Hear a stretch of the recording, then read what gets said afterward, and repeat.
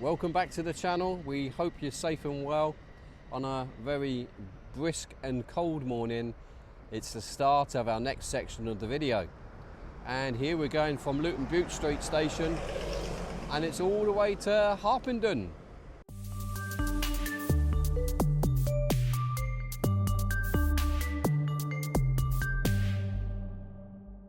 Welcome back, Andy. Thank you very much for coming. Oh yeah, no problem. It's really good to be back.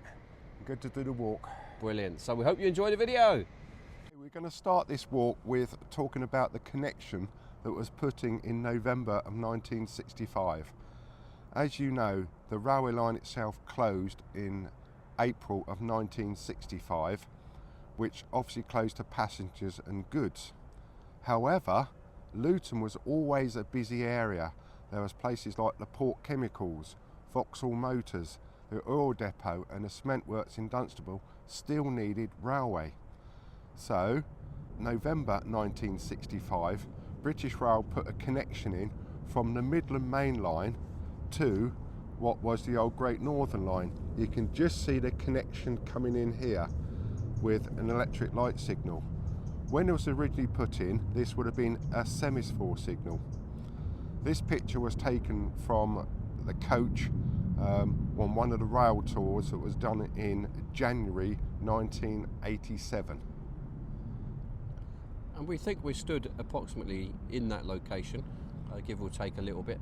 To the left is the power court. Here's the railway track here where all the bush and trees are. And to the right is the connection that would have been there, and we do have a picture that Andy wants to show you next. This is a close-up picture of the actual signal which indicated a free route down onto the Midland Main Line. As you can see, it's all overgrown. This would have been taken just before the busway was put in, but as you can see from where we are, we have the main upright here which holds the wires and two extra things there which are just to our side now. And just at the back here you can see the car park. So we are standing more or less in exactly the same place today. These were the pictures I took of the railway on the 28th of December 1991, and you can see quite clearly the link that goes onto the Midland and the way the original branch line curved round towards Luton Bute Street. We just discovered as well in this picture on the left, and he's going to point at it, you can actually see the station in the distance. He's going to point to the very top of the building. There's the station. That's it. And then as we come left, you can just see the station poking out the top there. There's the photo. Good, isn't it? Brilliant. This picture shows two Class 33s, 33203 and 33204, just pulling out of Luton with a cement train that had just come down from Dunstable. In the background you can see a peak Class 45 loco leaving for an up express to St Pancras in London. Just to the right of the loco you can see the amount of wagons that were still being used in 1978 on Crescent Road, goods yard. Even then, even by the late 70s, it was still a very, very busy area for Luton traffic. On the left, you can just see the back end of Ponswick Road, the houses which were demolished to make way for a factory unit. This photograph was actually taken from the top of Crescent Road Bridge. Now, looking to the left, and there's the curve. The factory that was built, instead of the street, the road, well, we don't know, but maybe that's it. The rubble, that's all that's left. This picture was taken from exactly the same spot a few years later in 1992. By then, Ponswick Road had already been demolished and a new factory built on it. You can see by now the track bed itself was very overgrown and very unloved and unkept. This is a picture taken about 1950 showing the power court, power station on the right hand side of the picture, And on the left hand top side of the picture you see Crescent Road Yard. You can see the picture is absolutely full of railways and sidings. It just goes to show how busy Luton once was and how important the railways were for the town. At this point you can see the church. Now I want to imagine yourself stood on the top of the church, facing where we are stood with the camera. As Luton grew in population, there became a requirement for electricity. In 1895, Luton Corporation obtained a provisional order to generate its own electricity. The order was granted and a power station was built in St Mary's Road and commissioned in 1901. The power station was nationalised in 1948 under the provision of the Electricity Act 1947. First it was the British Electricity Authority, and then a few years later the Central Electricity Generating Board. However, this did not last long, as once the national grid came in, the power station became redundant and closed in 1969. The original machines were able to produce 7,400 kilowatts AC, but by the 1950s it was producing 23 megawatts.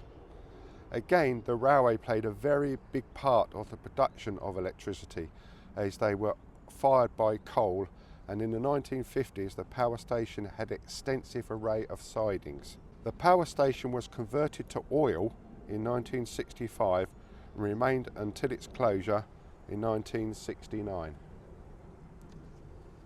Nothing left, as you can see, but there's the church to the left. And we're filming through a fence here because I'm not tall enough.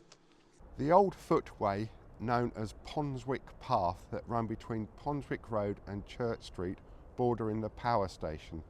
Now, as a child, I remember going over this bridge. I had a friend who lived in Ponswick Road, and I remember him taking me over this bridge. Now, as you can see, this is Ponswick Path coming up over, but you can just see the wagons there are ever so slightly higher than the actual road itself. Basically, I think what they did, they had a very gentle run down where the wagons could be emptied into the coal dump, where the coal was then burnt to release the heat to generate the electricity, which was done by steam.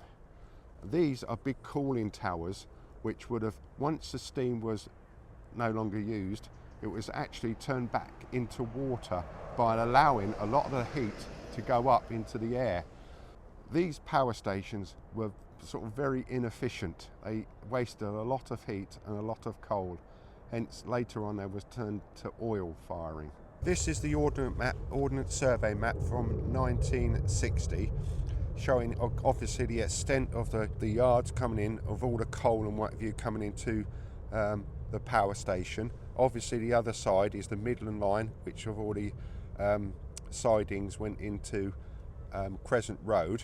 Here you can see Ponswick Road, and at the end here you can see that the path would come all the way down here, and there's the footbridge I was just talking about, and that path continued round, and then you could get into town. It must be remembered that even though the railways in the Victorian times were very, very powerful, they still couldn't go over footpaths. Footpaths still had to be allowed.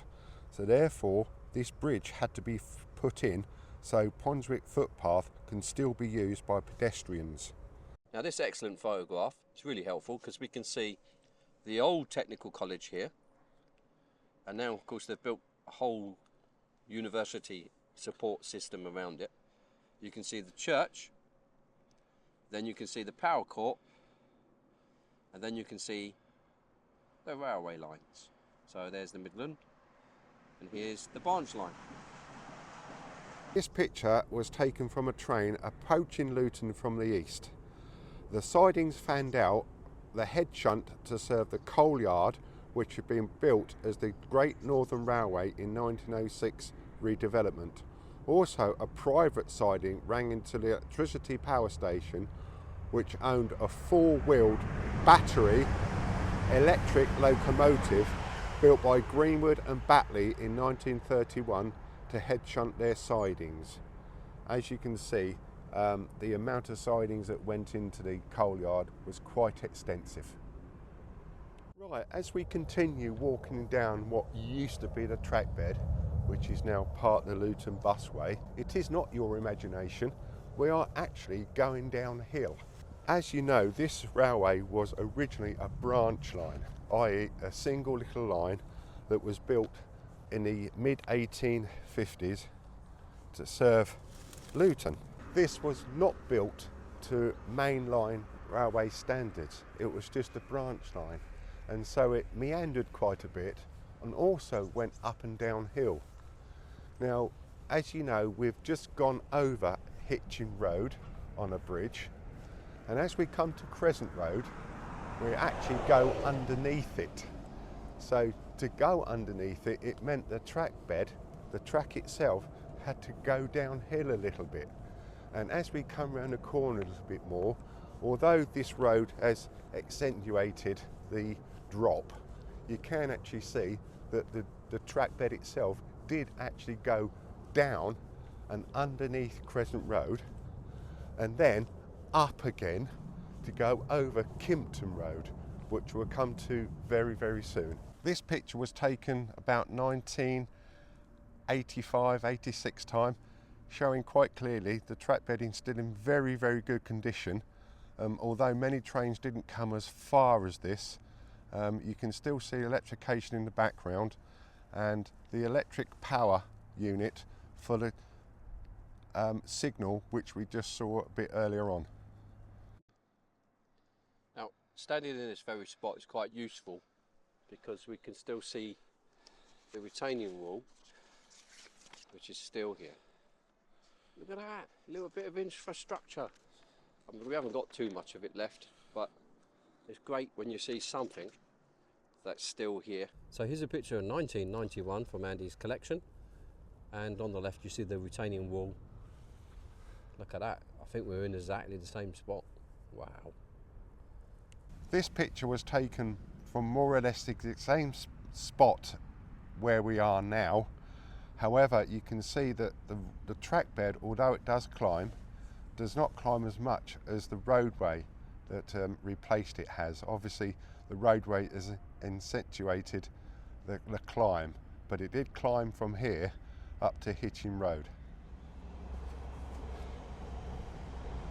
This map, again, was taken from about 1960 Ordnance Survey map, showing quite clearly Crawley Green Road, which we are now just underneath, the single line track which come down to Hayward Tylers, which we'll talk about in a minute, the Midland Main Line, and all this Ponswick Road, Henry Street, Ponswick Path and all that has now completely disappeared. It's all gone. As you can see from above us, this is the new road they built about 20-30 years ago to basically quadruple the road. Above us here is a dual carriageway. Then you can see the original bridge is now a dual carriageway going the other way. Quite clearly you can see there are in fact 3 bridges here. The bridge we're just walking underneath now is the new bridge. The bridge this side is a later addition, and as you can see the brickwork and the size of the arch is slightly bigger than the original bridge. This is bridge number 25, Crawley Green Road.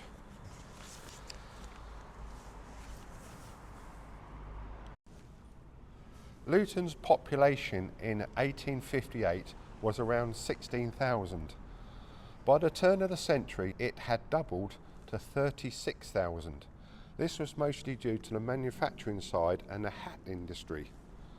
Also, local villages such as Leagrave, Limbury and Stopsley were also added. By the beginning of the Second World War, the population had increased to about 90,000. So as you can see, bridge number 25, the original bridge was simply not wide enough. So sometime in the early 20th century, the bridge was widened, which you can clearly see here. So here is the original bridge. which is going over ahead of us. It is a bit dark, so it's difficult to lighten this up. And then we have the new bridge. The main source of construction on the original bridge was a brick arch, standard procedure for the 1850s. But the bridge to the side of it, you can actually see there's actually concrete curves built on brick abutments. So this would have been 1920s, possibly 1930s. And here's a photograph from underneath the bridge. And we'll just look and see what it really looks like now. Here's one of Andy's photos that he took just before the busway was being built, and the track has already been lifted, and here's Bridge 25. 1960 Ordnance Survey map. We've just come underneath Crawley Green Road, but as you can see there's two further bridges here. One was a dedicated footbridge, but the other one was a small bridge which took light vehicles and on view from Hayward Tyler Works, which were just here. This picture was taken around 1990. You can see the track bed in the bottom and the two bridges above.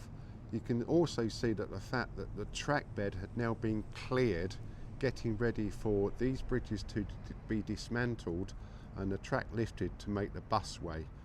I remember trying to walk under here some 10 years earlier, and I just couldn't do it. It was completely overgrown. So as we look back at Bridge 25, turning around, we have a photograph of Bridge 24A and B, which were those two bridges we just mentioned. And in the background, you can see the Hayward and Tyler factory, which is still there today, but been reclad. And as I step to the right, you can still see that factory in the distance. And just as I say before, you can see the roadway is actually rising up, which again in this picture you can see it actually does rise up. We've gone over Hitchin Road, underneath Crawley Green Road. Now we're going to go back up over Kimpton Road. Bridge 24A was actually a plate girder bridge, and here I've got a picture of it actually being built. This would have been around at the turn of the century. The reason why it's called 24A is because there was already a bridge in Kimpton Road, number 24. Another one of Andy's photographs taken in 1991.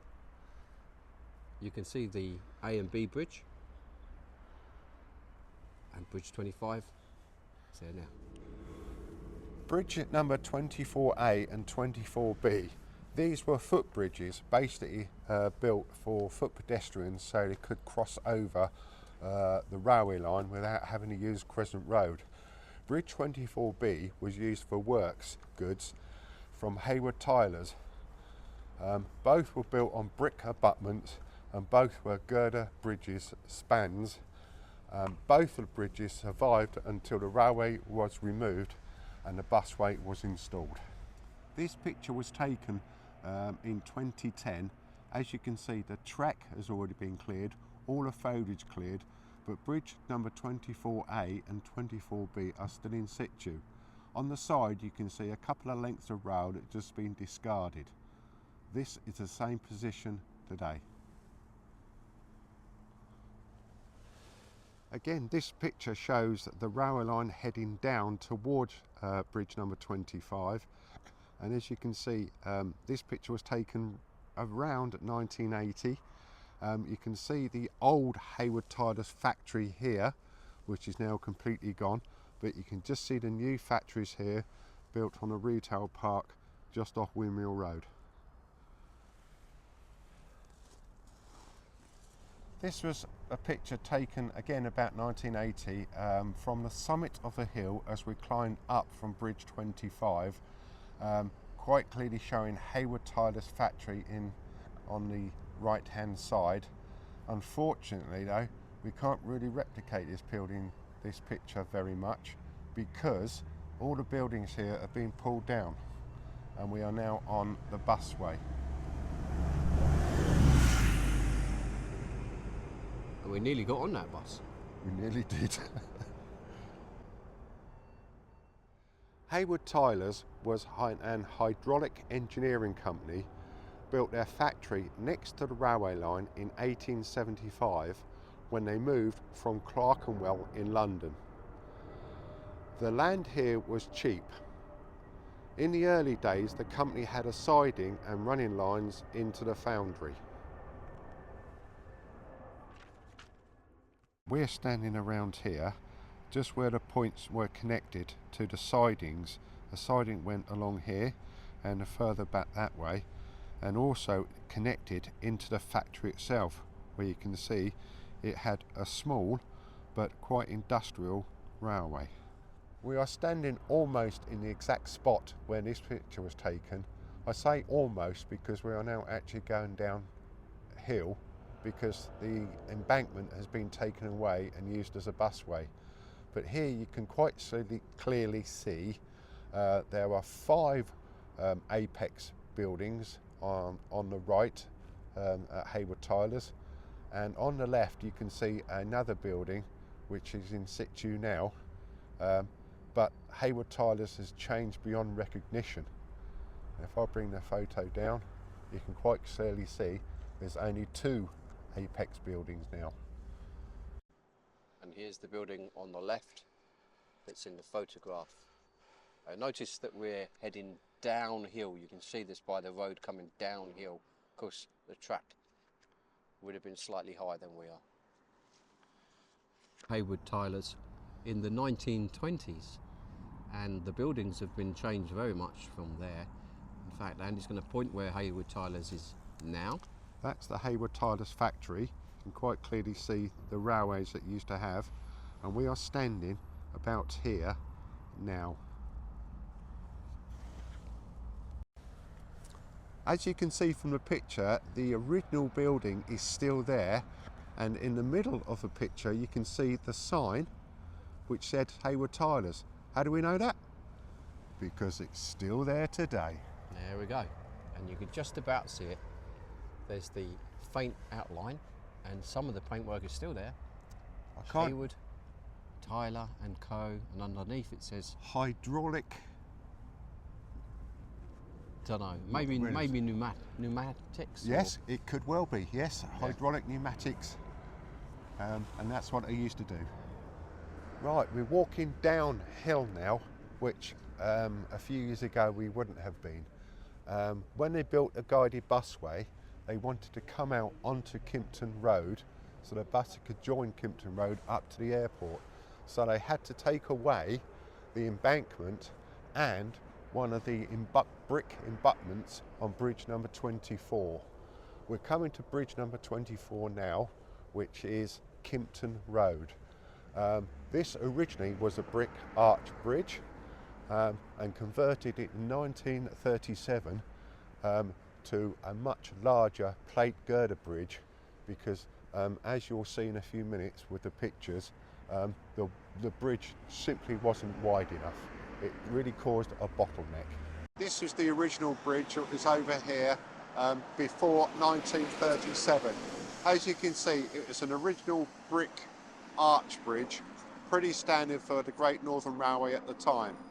But this bridge did cause a bottleneck, and as the population of Luton increased, so did traffic, and therefore the need to widen the bridge increased.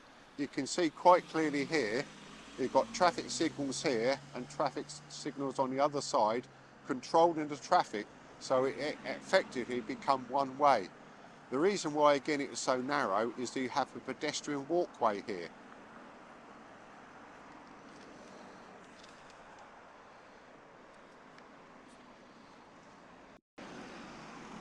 This is the bridge they built in 1937 to replace the brick arch bridge, which became too narrow.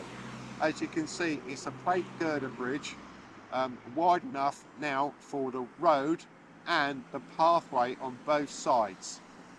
This remained in situ till about 2010, when they took the decking down because they rebuilt the East Corridor Road and they needed the room for big lorries to get underneath.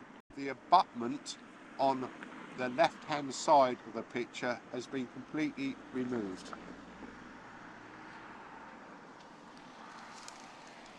Well, here we are on the track bed at the other side of Kimpton Road Bridge. Unfortunately, we can't replicate exactly where we'd like to be because some of the embankment, in fact quite a bit of the embankment, has now been taken away, and we're perhaps on higher than the track should be. But if you was here 30 years ago, this is what you would have seen. So standing approximately in this position, the track going over the bridge there, just a little bit further forward than what we are stood at this second. Some chairs and sleepers. A little bit more over here.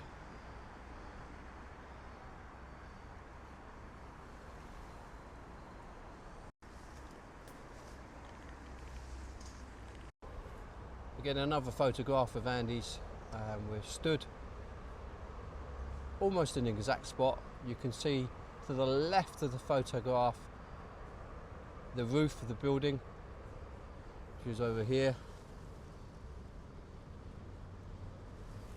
And as we just pan, here is the building.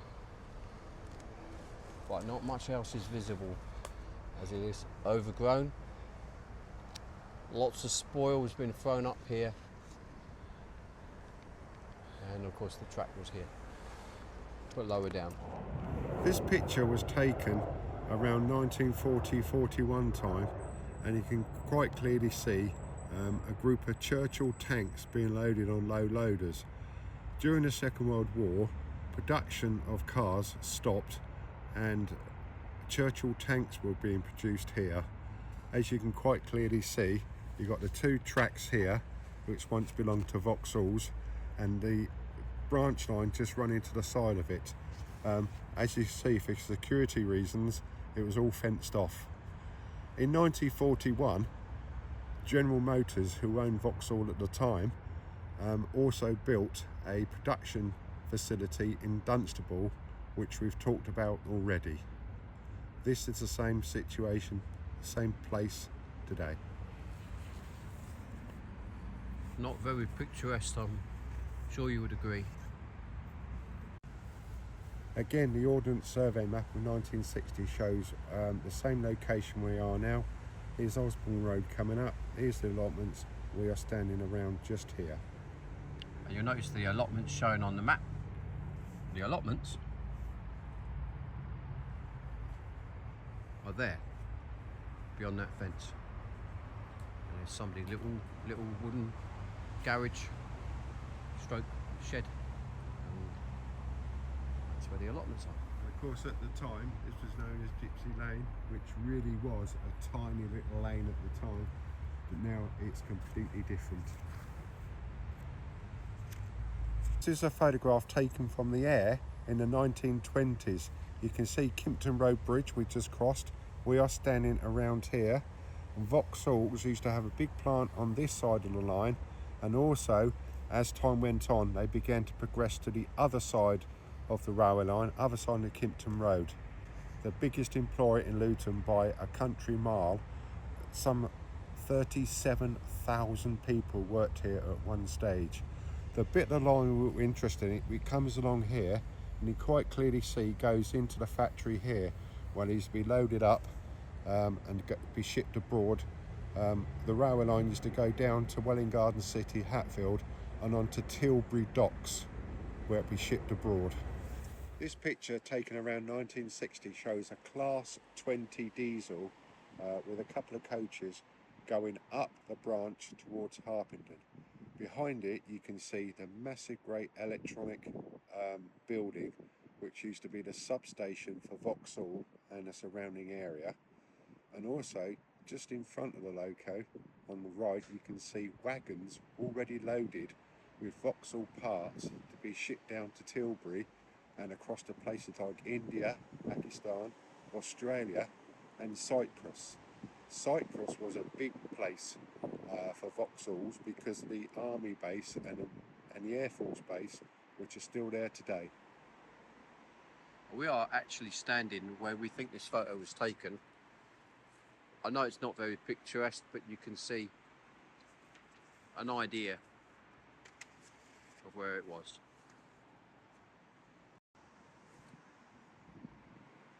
We've managed to see, well, this is one of two that we can't see.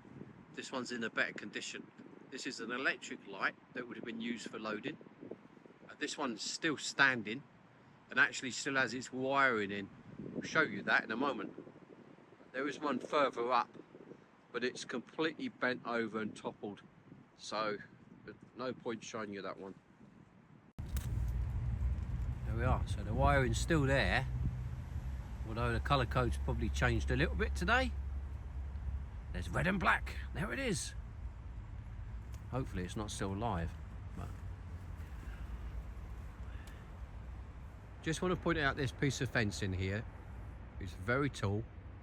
Just keep it in mind because we're coming up to a photograph where that fencing appears all the way along.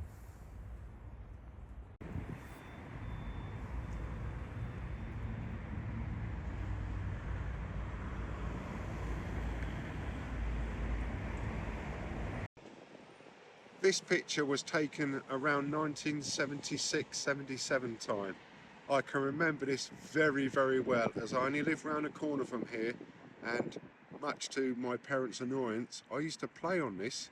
I found it a great escape and a great sense of achievement. I used to go from here only as far as Kimpton Road Bridge.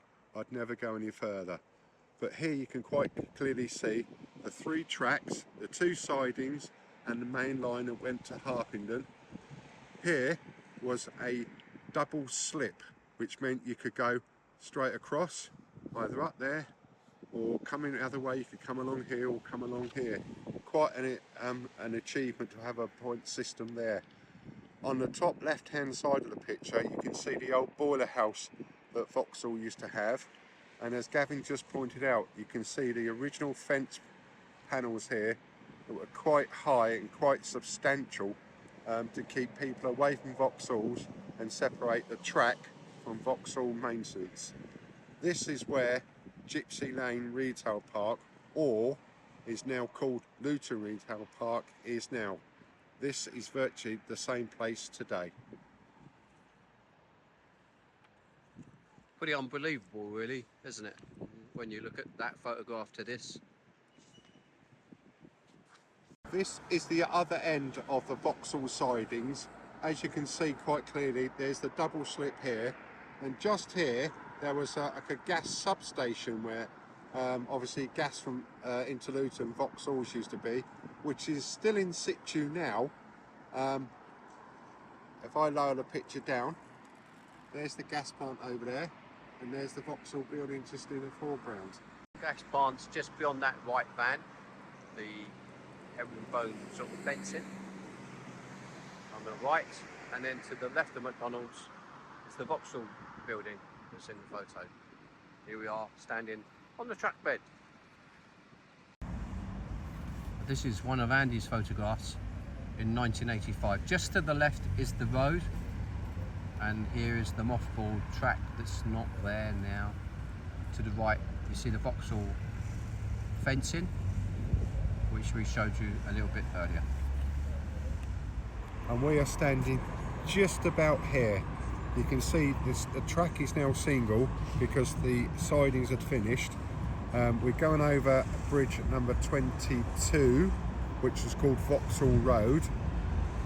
This subway's still here, but just here now is Luton Parkway Station, and just the other side heading up now is the Dart, which it goes up to the airport. This road is still there, or no longer used, and this area here has completely changed beyond recognition. This bridge does not exist anymore, and there's absolutely almost nothing of it left. You wouldn't even think we're in the same place. The junction here does not exist anymore. It is being built on. Gypsy Lane used to come downhill and meet up with the lower Harpenden Road, but it doesn't anymore. It goes uphill, and round here coming here is Airport Way.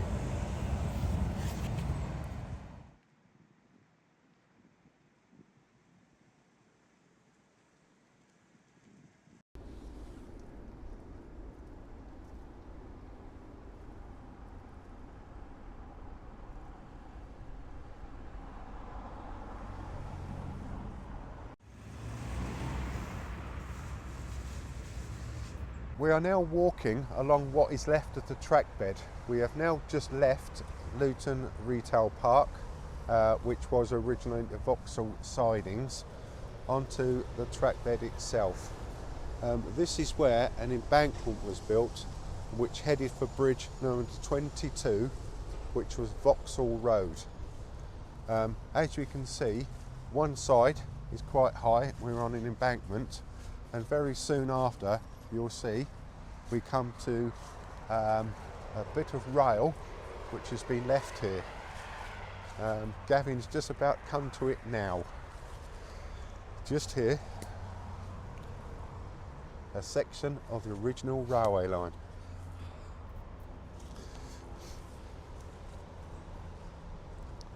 In my last footage, I actually said these were 40 yards. They weren't. They were 40 feet, but still they weighed a ton.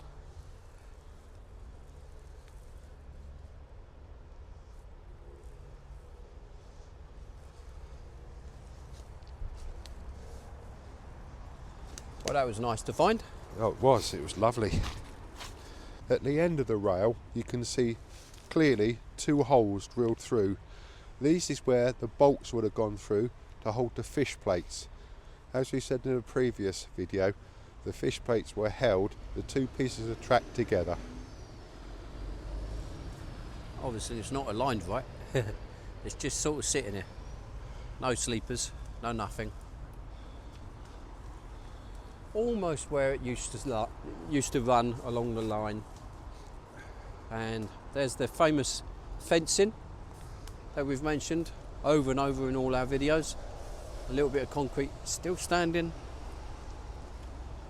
And the last little bit in situ is a sleeper. Unfortunately, chairs. It's got a broken chair. Yeah, he's been damaged, so we might not be able to use him again. And on the other side,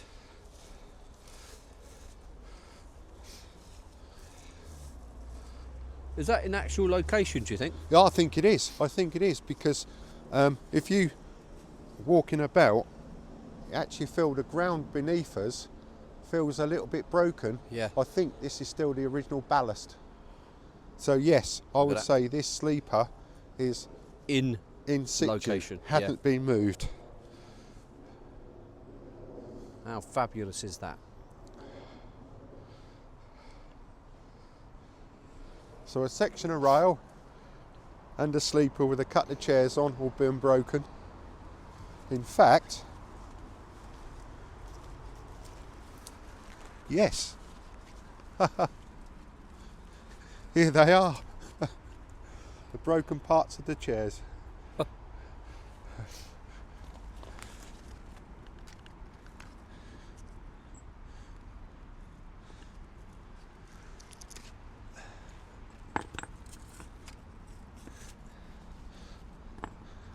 There you go. There you go. Back to its former glory. Hey. It's been a bit of an interesting trip, this one, because for Andy, of course, he filmed all of this, photographed all of this. And we've come back and not much of it is stood here now. So it's been a little bit of a memory lane, but one that's filled with sadness, really. Well, this part of Luton has changed beyond recognition. Unless you lived here and seen what it was like years ago, it's very, very hard to explain how it looked. This area has all been built up. The roads, the road that goes up to the airport now, all this is completely changed to how it was.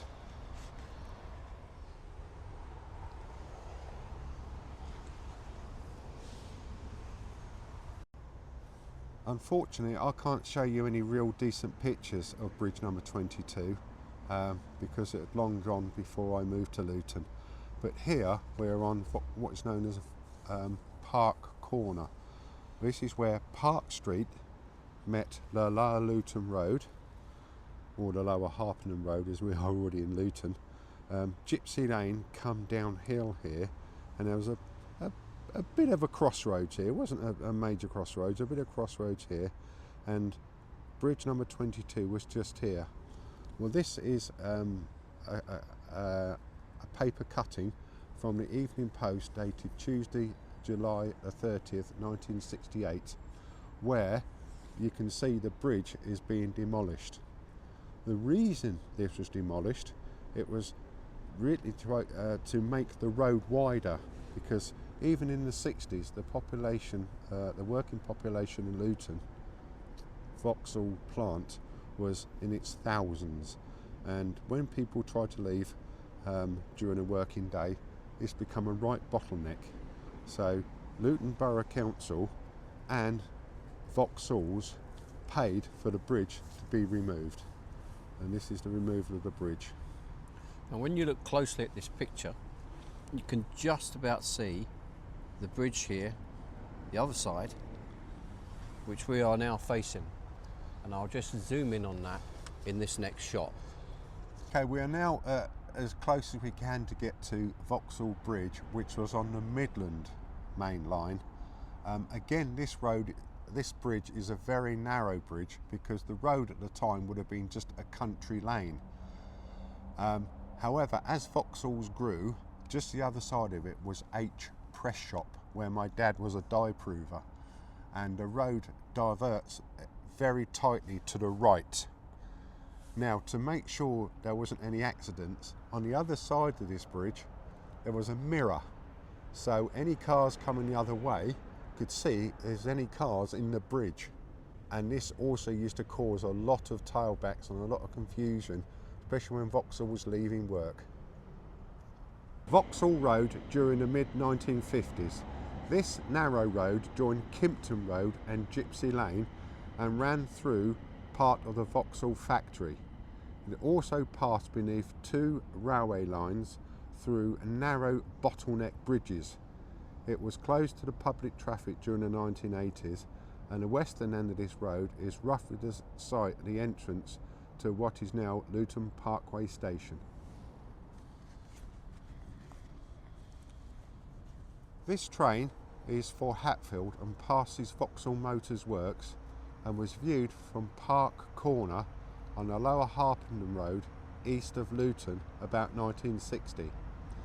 Having moved to Luton in 1905 as a small company, Vauxhall Motors Limited was formed in 1907. The factory was served by sidings which extended east as far as the bridge under the first coach. We can see here the boiler house in the background and the gates of one of the Park Corner houses. Unfortunately, it's almost impossible to stand in exactly the same location, as everything on this picture does not exist anymore. However, we are roughly where we are now. Just imagine that train going across left to right and us standing literally by the gate in the photograph. We have just bramble area now, and the 2 to 4 houses that were here, they're gone. Yep. As you start at the point of the Lee Valley Way walk, Upper Lee Valley Way, which, as you remember, was the very, very first video that I did with Callum in November. So, thanks, Callum. Yes, thanks, Callum. It was a good idea of yours, and what a fabulous time we've had. Yeah. On to the next bit. Can't wait to show you it.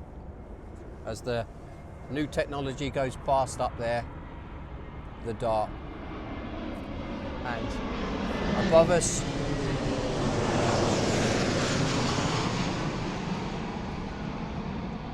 there's a Wizz Air. Thank you for watching our video. We hope you've really enjoyed it. We've certainly enjoyed putting it together, although it's been very cold, but better than raining. That was our first part from Bute Street going to Harpenden, and we look forward to presenting to you the next sections as we go.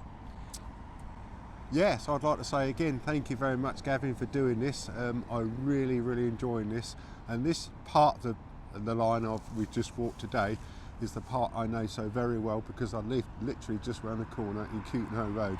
So I used to come down here as a kid and play down here on the railway line. Oh, bit dodgy, yeah, but we used to. Don't go doing that. Don't do that, kids. Not wise. But and the next bit is to my beloved Harpenden station, which unfortunately does not exist at all anymore.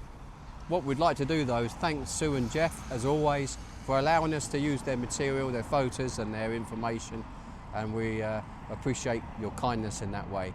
Please subscribe to the channel, please give us a thumbs up, and please keep supporting the videos, because it gives us more impetus to get out and film the next section.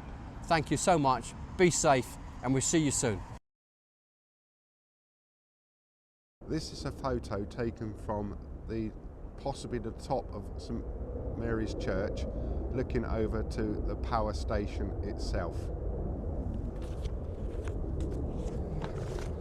Sorry, I need my notes. Right. As Luton grew in population, oh God, this is going to be a nightmare.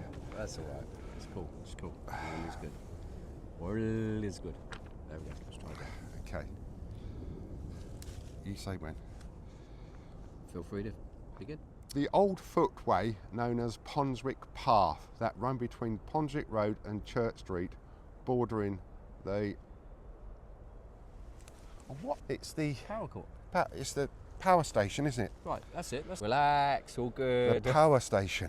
The power station. Right. So, where you get to the word bordering, stop stressing about that. Okay. Just because that's the word seems to be further. The power station. You must remember that even the railways were very. What were the railways? They were very powerful. Okay. Okay, I'll start again.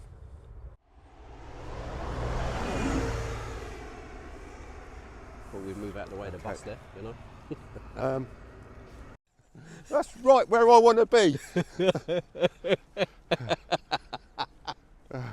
These were the pictures I took on the 30... He doesn't know when he took the photos. Now, 28th of December. I'm really sorry for you, Bush, for being in the way. Right. But there'll be no food from you from now on. Okay. I don't know. I'll just very quickly say a little something about this, mate. Yeah. Just to say, this is... Right, this is... Use whenever you would. Here's one of Andy's photos. Amazing, the amount of buses that go past and actually nobody on them. Well, there you go. Here we go. So, Vauxhall Road during the 1950s. This narrow road joined Kimpton Road and Gypsy Lane and ran through part of Vauxhall Factory. It also passed beneath the two railway lines, though narrow.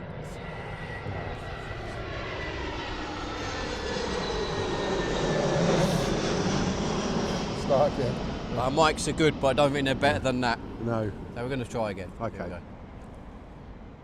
Oh dear, that's his hair taking off. My syrup. There we go, right, there we go. Let's get that eye angle right, that's great. There we go. I look so much shorter than you. Oh, I suppose I am. There we go. Right. Please subscribe to the channel. We have so many viewers now, it's great.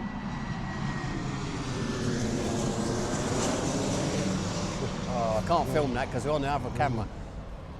Well, thank you very much for watching our video. We hope you've enjoyed it. This is part one from Bute Street, Luton, effectively going to Harpenden, and we look forward to presenting the second part very soon. And I'm going to say this all again because I cut off half my neck. We hope you enjoy. Well, I don't mind cutting off half my neck because Everybody says I seem to have a double chin. There we go. Right, here we go. Sorry about the hair. Yeah, don't. There is a small breeze on our hair.